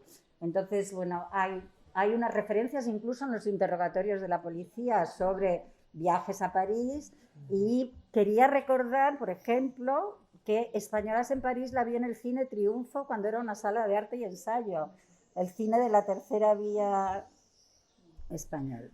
Bueno, entonces ahora ya vamos a la siguiente etapa del título, que es la Plaza de los Lobos. Bueno, la Plaza de los Lobos, me he enterado ahora, escribiendo la novela, que el nombre en realidad viene porque los cazadores de lobos llevaban allí las pieles para demostrar que habían cazado un lobo y les dieran un dinero por haber matado un lobo.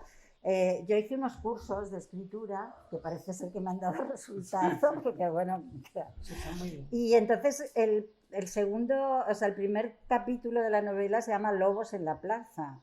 El profesor alucinó, me dijo, esto es buenísimo, esto es buenísimo. Digo, pues es que es muy fácil porque en Granada hay una plaza que se llama la Plaza de los Lobos y era donde estaba la comisaría de policía, central de policía, edificio que ahora, por cierto, pertenece a la Universidad de Granada.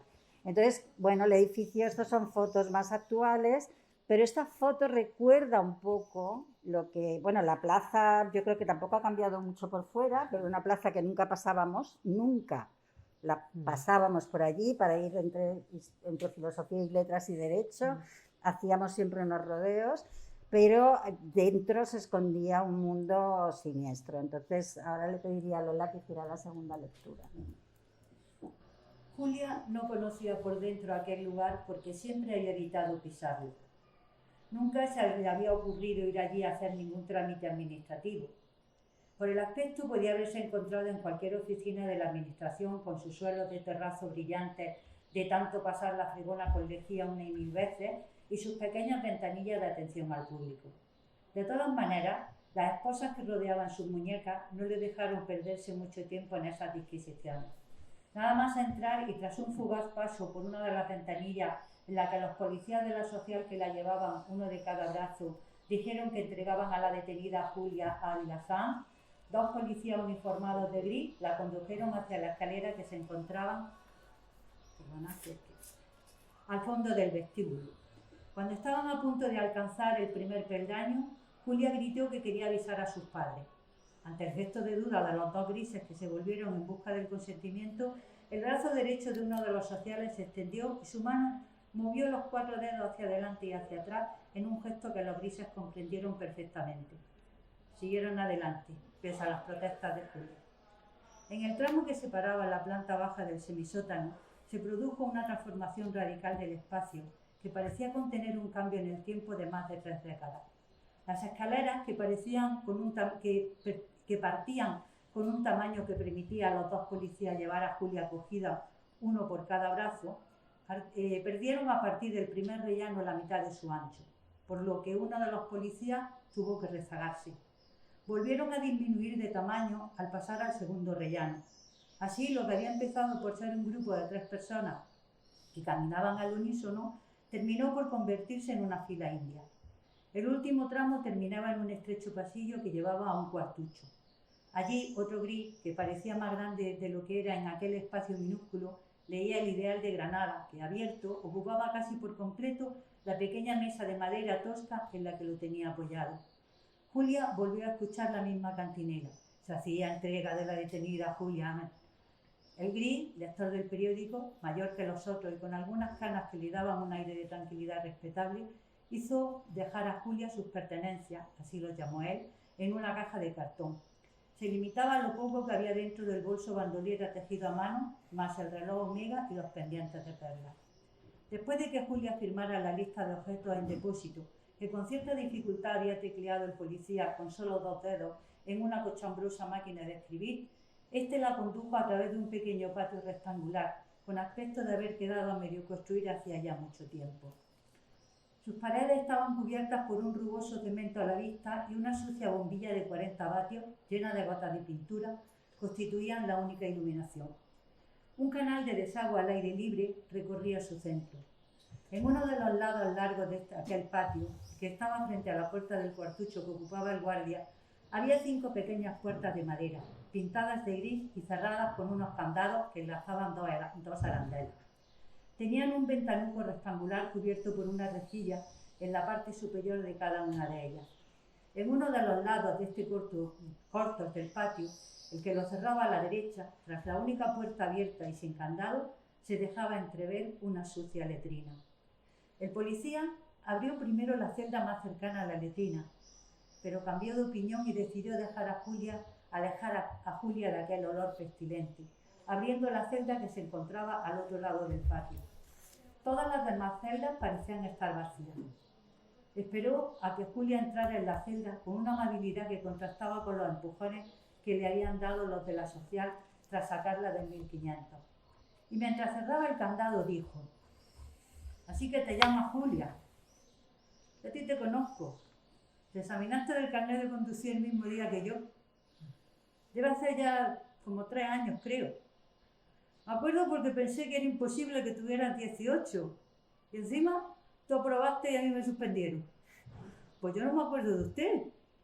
Bueno, pues me presento. Me llamo Antonio. Pero si necesitas algo no me llames por mi nombre.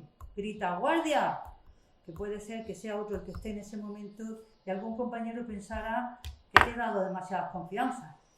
Y mientras cerraba el candado, sonrió, mirando a Julia a los ojos por la estrecha ventana de la parte superior de la celda, antes de dirigirse de nuevo a su periodo. Anécdota de la realidad: cuando salí de comisaría y de la cárcel y informé al partido de lo que había pasado, el partido me encargó captar a este policía. Y entonces yo me había dejado su teléfono y yo le llamé y el señor pobre no entendía nada. Un señor que sería mucho más joven que yo ahora, pero no, que a ver si nos podíamos tomar un café, y nos llegamos a tomar un café y entonces era una conversación entrecortada porque yo no veía que no era cosa de decirle: te quieres meter en el partido, que era el encargo que tenía que cumplir. Bueno, pero entonces fue cosas que hacíamos entonces, ¿no? Entonces, pasando ya a Puentezuelas, este espacio también que está en el título, no sé, hoy he venido seleccionando en el tren la cantidad de referencias que hay a Puentezuelas. Cuando lees estos informes de la policía, te das cuenta de que sí que es verdad que había dentro infiltrados, sí que es verdad, es que dicen incluso frases que decíamos en las asambleas, ¿no?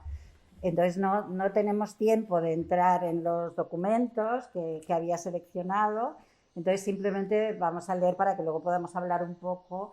Vamos a leer un fragmento en el que sale Puentezuelas, y he tenido, lo que sí que quiero deciros es que he tenido una ayuda de memoria muy importante en los documentos. Entonces, hay ficción, evidentemente, es una ficción, pero es verdad que, bueno, no sé si lo pretendía o no. Me acuerdo el primer día que me dijeron, ¿por qué quieres escribir una novela? Y entonces contesté, porque tengo una historia que contar, ¿no? Pues es verdad, yo tenía ganas de contar esta historia, ¿no? Y ahora el texto sobre Puentezuelas. Al día siguiente, a las 8 en punto de la mañana, encima de la mesa del inspector jefe de la Brigada Político-Social de Granada, descansaba un grueso volumen de folio. El inspector, a un lado de la mesa, con cara de no haber dormido lo suficiente, y el joven subinspector castellano, al otro, se dispusieron a analizar todas las informaciones que tenían sobre Julia. Dígame, subinspector, ¿qué tenemos? He subido del archivo todos los papeles en los que Julia Ávila Sanz aparece referenciada. He encontrado bastantes cosas. Ahí están. Se las comento por orden cronológico. Aparece reseñada el 4 de mayo de 1972 por haber sido detenida por manifestación ilegal el 1 de mayo en Valencia. Figura en la relación de estudiantes a los que no se les concederá certificado de buena conducta ni pasaporte sin previa consulta a esta dirección. Aparece en la lista de 312 estudiantes, subrayó la cifra con el tono el subinspector, de la Universidad de Valencia, a los que le fue aplicado el reglamento de disciplina académica por el rector Rafael Bávena Candelo. A los 312 se les prohibió la entrada en las aulas universitarias al principio del curso 1973-74 por haber perturbar o amenazar con perturbar la disciplina académica. Leyó literalmente el subinspector, pero tuvo que detener su lectura ante la intervención del inspector jefe, que como si estuviera regresando de un abismo profundísimo le dijo: me acuerdo perfectamente de eso. Mucho lío se montó con todos aquellos expedientes. Es que ya había podido pensar Wagner que expedientar a 312 estudiantes a la vez quizás no era una buena idea, ¿no? Pero es que el nuevo ministro de Educación, Julio Rodríguez, el del año juliano, el que ordenó empezar el curso en enero, ¿se acuerda? Envió a todos los rectores un oficio donde recomendaba la aplicación con toda dureza del Reglamento de Disciplina Académica de 1954, en el que se decía que todos los estudiantes activos antifranquistas tenían que ser sancionados. A mí me llamó el rector de Granada para pedirme una lista de estudiantes antifranquistas y se la hice llegar, pero al final no la usó, menos mal, porque solo no hubiera faltado que la que se armó en Valencia se hubiera armado también aquí en Granada. Usted todavía no trabajaba con nosotros, pero los consabidos compañeros de viaje de los comunistas se pusieron a hacer toda la bulla que pudieron. Quiero recordar que fue la Junta del Colegio de Doctores y Licenciados en Filosofía y Letras de Valencia la que me remitió un escrito en el que pedía que el rector reconsiderara las sanciones.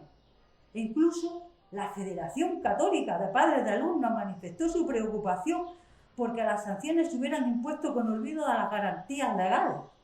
Un nido de comunistas y de compañeros de viaje debía de ser la Federación, coño. Y encima se llaman cristianos, de base dicen ellos. Y hasta hubo curas de pueblo que se dedicaron a expedir certificados de buena conducta cívico-moral a algunos de los expedientados. Y eso que eran todos unos rojos de mierda, casi la mitad del PC, y los demás trotskistas, maoístas, de Germanía Socialista y algunos del PSOE, creo. Joder con los curitas progres. Vamos, un lío de 3 pares de cojones. Y la última, no se la pierda. El Tribunal de Contencioso Administrativo resolvió en contra de los expedientes y declaró la medida improcedente. El caso llegó al Supremo y, por si fuera poco, hace como unos 4 meses, exactamente el 1 de julio pasado, va a la Sala Tercera del Supremo y dice que la sanción no se ajusta a derecho. Ahí estaría el tío de nuestra detenida defendiendo los intereses de su sobrina. Y mientras tanto el rector comiéndose el sapo de ser desautorizado hasta por el máximo tribunal. Joder. Al parecer este expediente fue el motivo del matrimonio de Julia Ávila y de su traslado a la Universidad de Granada, según nos ha contado nuestro confidente. Intervino el subinspector intentando parar la avalancha de tacos que iba a empezar a soltarle su jefe y que a él tanto le molestaba. Y continuó. Aparece también referenciada en el dossier 19.361-48 de fecha 28 de febrero de 1974, porque fue detenida junto a otros 8, yo entre ellos, por actividades comunistas y tenencia de material subversivo. Y volvió a leer literalmente el subinspector. Tenemos su declaración ante la Brigada Político-Social del 1 de marzo de 1974 con motivo de esa detención. Por este mismo asunto aparecen referenciadas también en el boletín informativo de las actividades estudiantiles elaboradas por la Comisaría General de la Investigación Social de la Dirección General de Seguridad, con fecha 23 de abril por estar detenida al pertenecer al aparato de propaganda del Partido Comunista en Granada.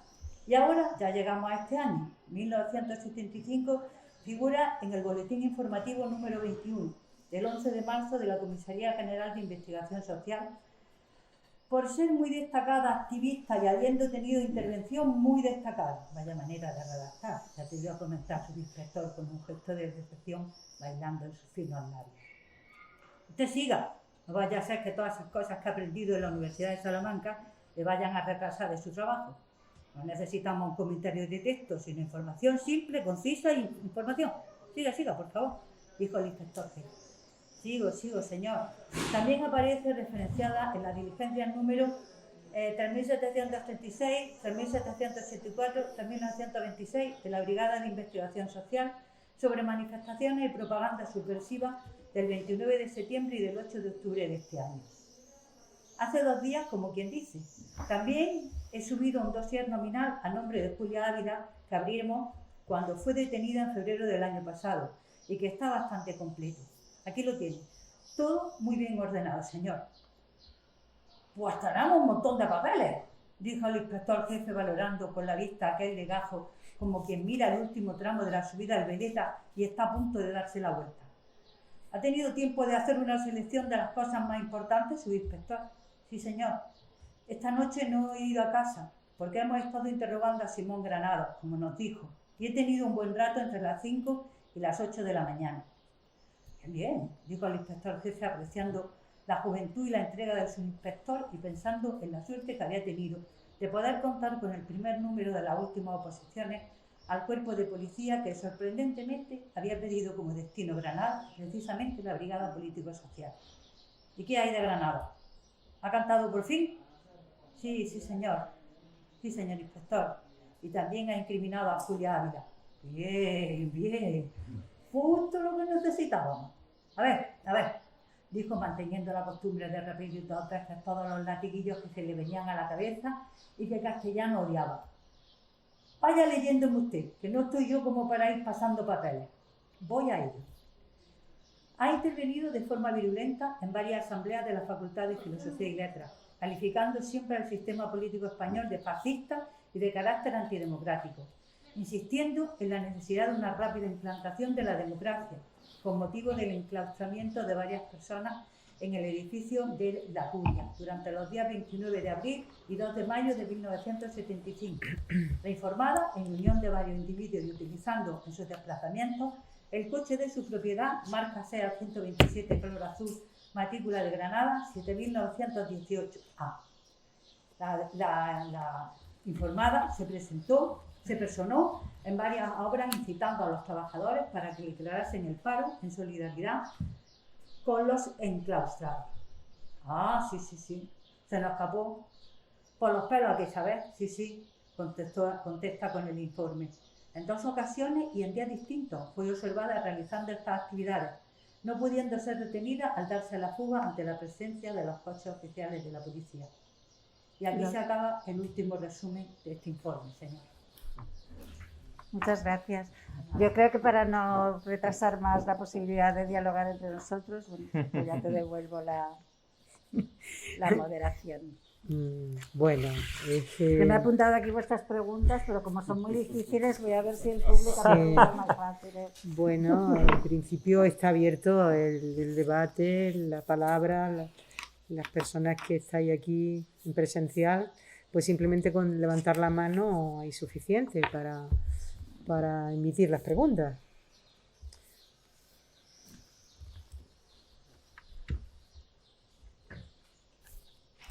Bueno, Isabel, darte la enhorabuena. Soy Antonio Segovia. Ya te he reconocido por las redes sociales, porque Sí, bueno. Pues nada, darte las gracias y antes de hacerte un par de preguntas, pues decirte que lo que has escrito es un libro de historia.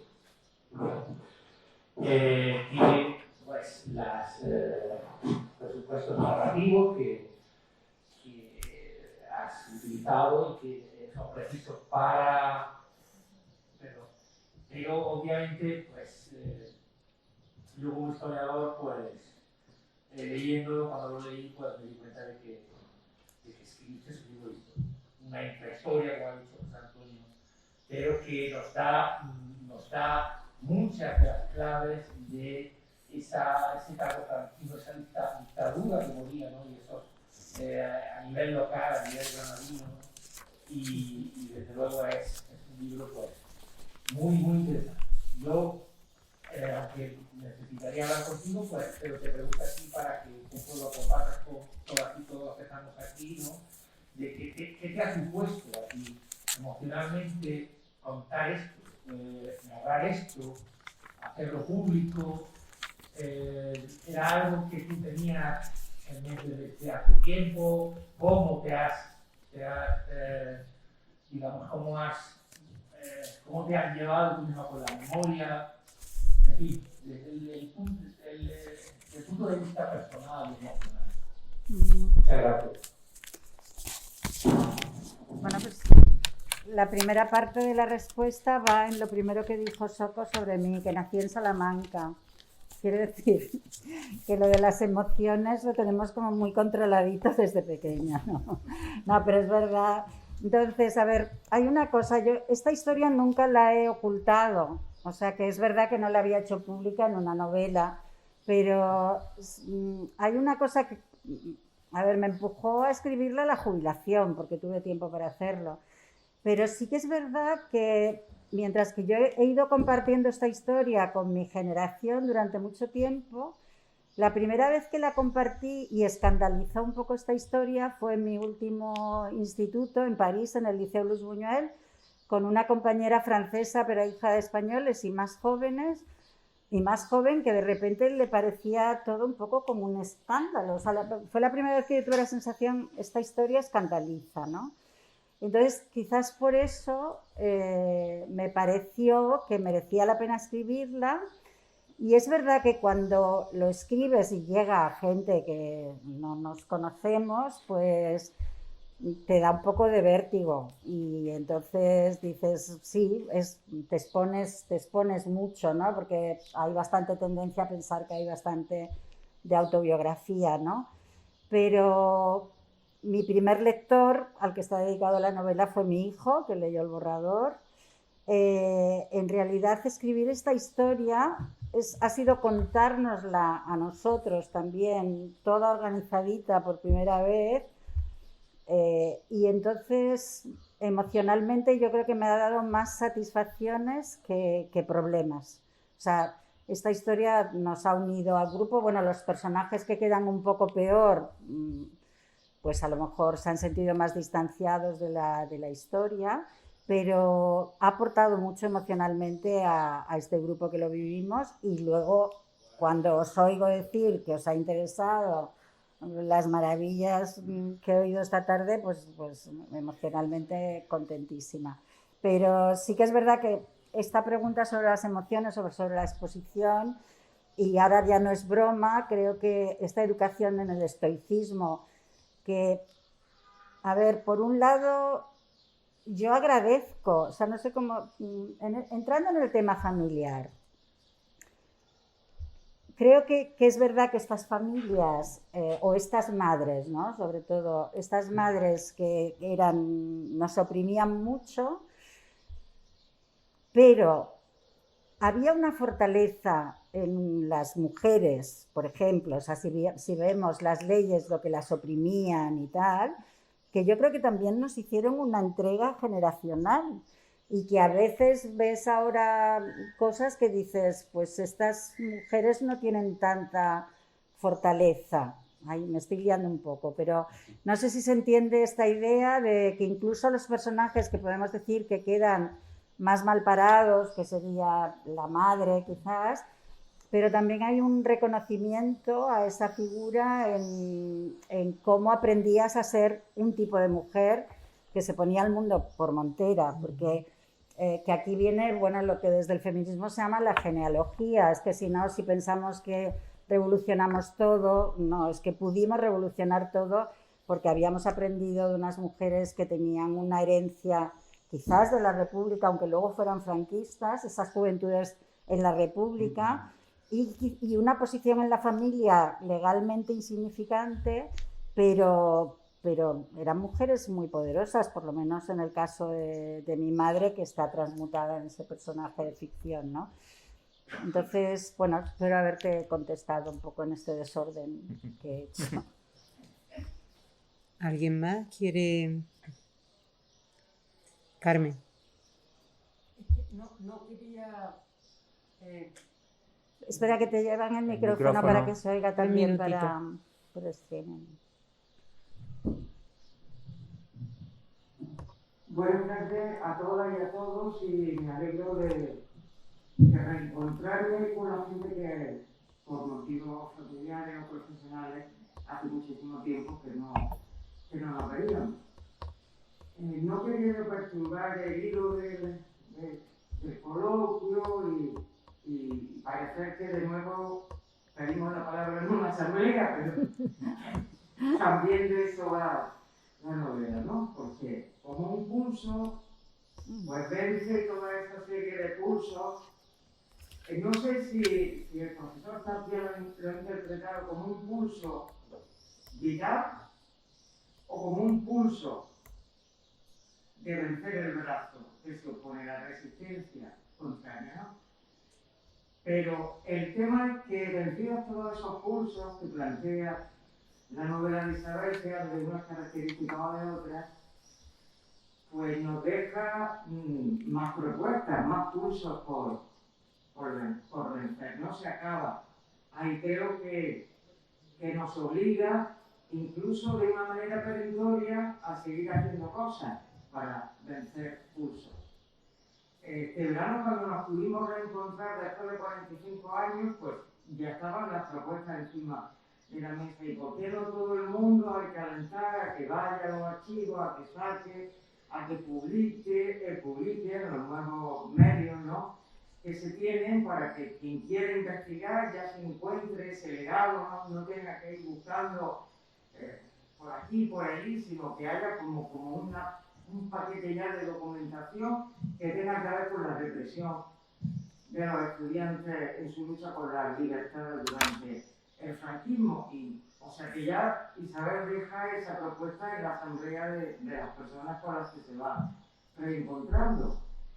Y he intentado interpretar esa necesidad de seguir venciendo pulsos con el hecho de que, siendo la universidad quien la actual propietaria del edificio de la calle Duquesa no puede quedar al margen por ser propietaria de una cierta responsabilidad, no de una responsabilidad desde mi punto de vista ético y moral y político, de rendir homenaje a todos los estudiantes, hombres o mujeres, que allí, por ese edificio, pasaron siendo detenidos, secuestrados, insisto siempre en esa palabra, porque todos los que fuimos detenidos cuando el decreto ley antiterrorista, podíamos estar 10 días sin que nuestra detención fuese comunicada a ninguna autoridad judicial. en un limbo de 10 días, por eso hablo de secuestro, porque se rinda homenaje y se recuerde la lucha por la libertad democrática de todos esos jóvenes, hombres o mujeres, que por allí pasaron siendo detenidos, secuestrados y torturados. Y bueno, pues se me ocurrió plantear una iniciativa que ya tiene un cierto recorrido para que la universidad acepte dentro de la institucionalidad que corresponda que la calle Duquesa aparezca una placa que signifique ese reconocimiento. Yo ya estaba hablando con gente de nuestra generación, que fueron represaliados y represaliadas, están de acuerdo con la idea y bueno, pues lo que queremos es conseguir un número, no es necesario que sea muy amplio, pero sí que sea representativo, de varias promociones de estudiantes. No podemos hablar de generaciones porque una generación son aproximadamente 25 años, ¿no? De distintas promociones de estudiantes, hombres y mujeres, de distintas facultades y, por supuesto, de distintas sensibilidades políticas, porque allí estábamos revueltos de muchísimos pensamientos ideológicos. O sea, con ese número representativo de la identidad de esos estudiantes democráticos, pues que se haga una iniciativa ya oficial para que la universidad reconozca en el edificio lo que se debe a la juventud democrática antifascista que pasó por la aula de la Universidad de Granada y que pagó muy duro su lucha por la libertad democrática, no solo el movimiento de estudiantes, ¿no? Fueron otros movimientos, pero en este caso somos nosotros los que estamos, las víctimas y los sobrevivientes, porque desgraciadamente haciendo estos días la lista faltamos ya muchas personas, pues que podamos dejar también ese pulso vencido, de que no haya ese vacío de memoria. O sea, a mí me da como terror de pensar que pasen por ahí muchachas y muchachos jóvenes y no sepan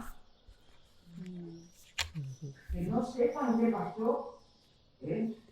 Allí se detenían las mujeres jóvenes y nos bajaba el periodo, se menstruaban en comisaría. Y con toda esa ideología machista, no solo del franquismo, ¿no? Te tenías que enfrentar, entre otras muchísimas cosas, a tocar a esa puerta que hemos visto antes por ahí en una fotografía o similar del calabozo, y que un tipo, un hombre con un armario ropero le tuviera, no sabías cómo decirle que tenías tu ropa manchada de sangre. O sea, no es posible que toda esa experiencia se diluya, porque no lo hacíamos por heroísmo ni lo hacíamos por vanidad, lo hacíamos porque queríamos transformar la universidad y la sociedad. Entonces yo voy a dejar al final como mi papelito, ¿no? Si no, no sería yo. Y un contacto, un número de teléfono y tal, y una dirección de correo electrónico. Cuando reunamos, me están ayudando muchas personas de nuestra generación. Cuando reunamos ese número representativo, pues nos dirigiremos a las autoridades académicas y a la señora rectora con la voluntad de que ese tema se nos garantice que va a ser solucionado por dignidad de la universidad de hoy también, no solo por nosotros. Gracias. Me parece muy buena idea. Y ahora que ha salido de nuevo lo de Común Pulso, la novela fue cambiando de nombre según la escribía. El primer nombre que pensé fue La Caída, porque era como llamábamos a cuando la policía detenía a un grupo de gente. Pero ese nombre también hacía referencia como una cosa antigua de la mujer caída o algo así. Bueno, quedó fuera. Y entonces leí una novela de Benjamín Prado que se llamaba Mala gente que camina, que es un verso de Machado, y que me gustó mucho la novela. Y entonces pensé, voy a ver si encuentro un verso. Y entonces, como un pulso hace referencia a la poesía de Gabriel Celaya, la poesía es un arma cargada de futuro, que dice como un pulso que golpea las tinieblas. O sea, es una referencia, hay una referencia literaria Entonces, me parece que es tan polisémico que es verdad que me gusta esta idea porque también puede ser el pulso con la madre, ¿no? Y lo que simboliza también la madre en contra de la libertad, o puede ser el pulso de la maternidad de la propia Julia, el pulso con la dictadura, todo lo que habéis dicho. El otro día se me pasó por la cabeza, y hace referencia también a cosas que has dicho, digo, tendría que haberse llamado 20 años sin verdad.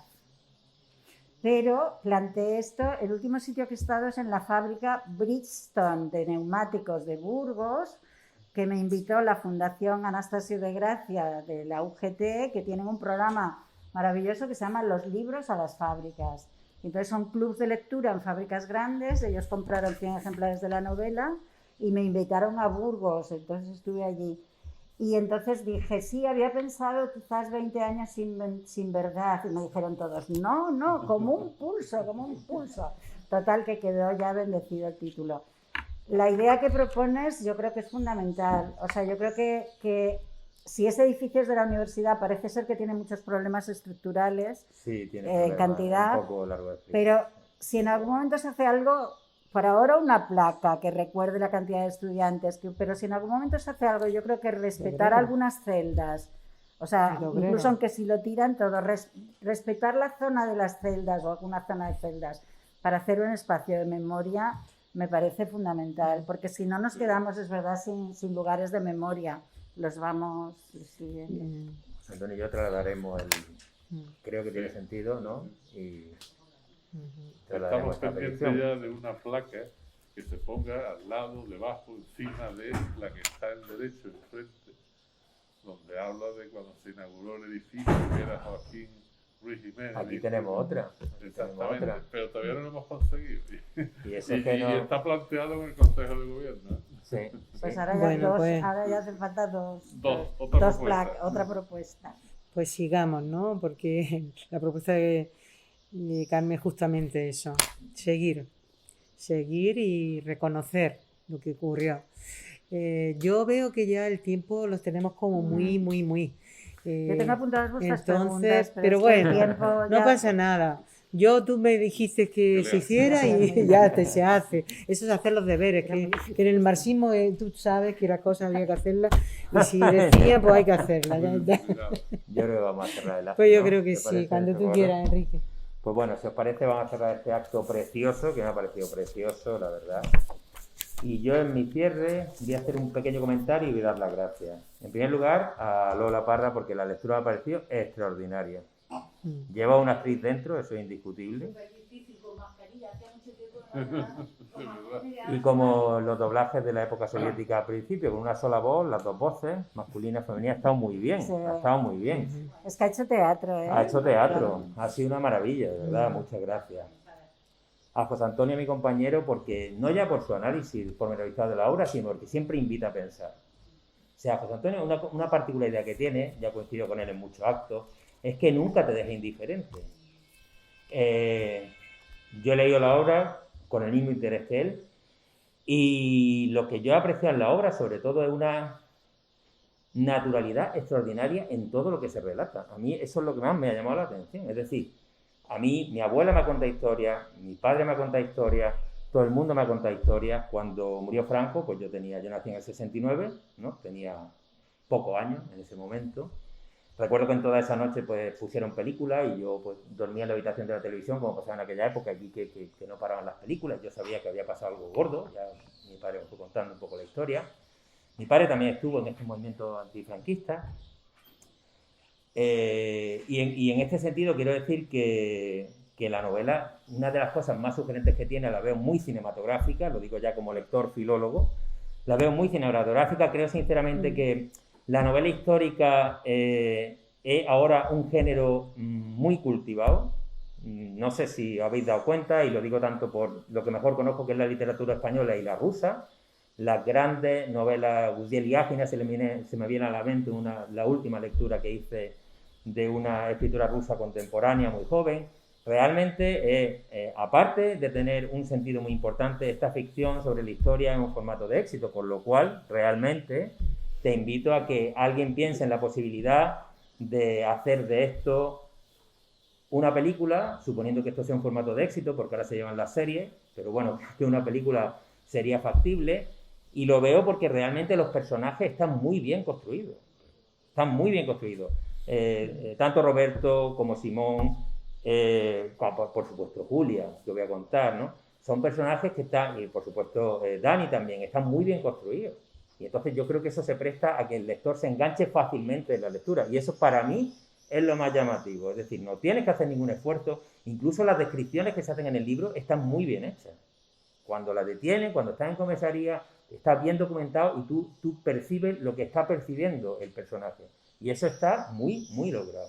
Así que como desde el punto de vista filológico, desde el punto de vista histórico, tiene mucho interés. Y más allá de que hay un componente autobiográfico indiscutible, una ficción, creo que es dominante la ficción. Es verdad que está bien documentado, es verdad que hay documentos, pero este elemento ficcionado hace que, pues, como puede pasar en series como en Cuéntame cómo pasó, que pasan muchas cosas que tú quieres contar, que le han pasado a mucha gente, y tú las cuentas concentradas como tú consideras para llevar un mensaje al lector. Y en ese sentido me ha parecido realmente una obra preciosa. Me ha gustado muchísimo además. Y voy a decir la verdad, algunos de los pasajes que he leído a mí me han llamado particularmente la atención. Concretamente el de la detención de Roberto y Dolmitas me ha parecido un momento muy, muy cinematográfico y donde tú ves muy bien el sufrimiento de los que están con ellos, cómo está pasando todo. Todos los filólogos, por miles de circunstancias, leemos una gran diversidad de obras. No es fácil conseguir eso. Y eso, todos los que habéis leído el libro, lo podéis percibir perfectamente. Pero bueno, continúo, que ya me estoy enrollando en exceso, continúo con mi agradecimiento. José Antonio, de verdad, muchísimas gracias. Un lujo siempre tenerte aquí, buen compañero, ya decano los dos hace mucho tiempo. También os digo que como decano me ha enseñado mucho, tengo que decirlo. Y a Socorro, ¿qué voy a decir? Por la propuesta, porque la propuesta ha sido más que sugerente, y no ya como ha presentado a Isabel, sino también porque cómo se ha volcado en organizar todo este evento y porque ha puesto, gracias al Ateneo, de verdad, esto ya es un primer paso.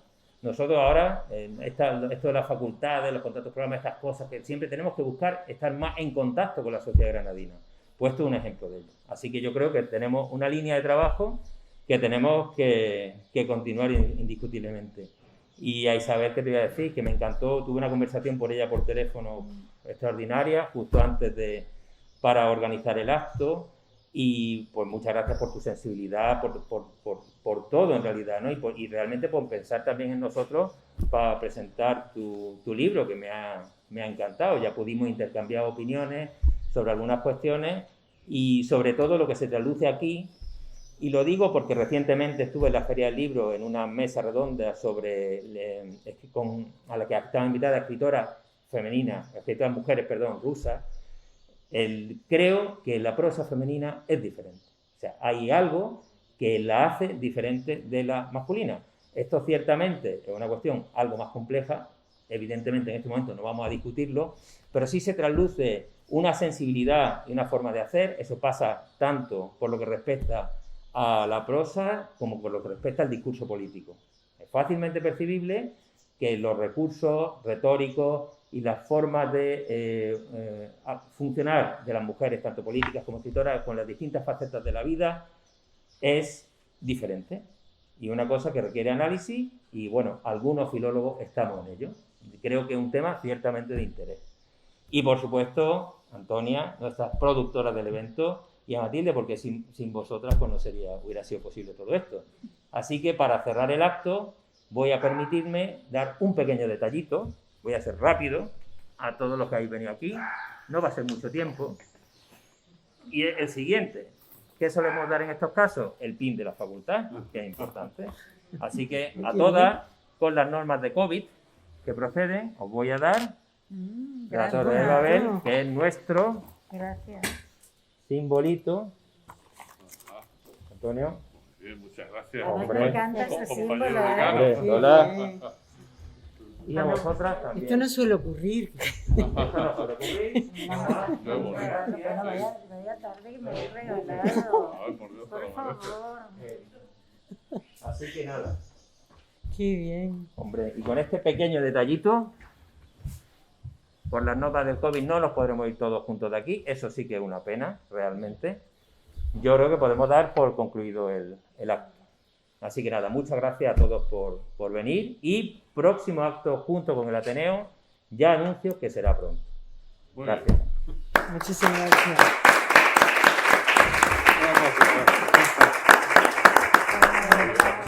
Hasta el trabajo editorial.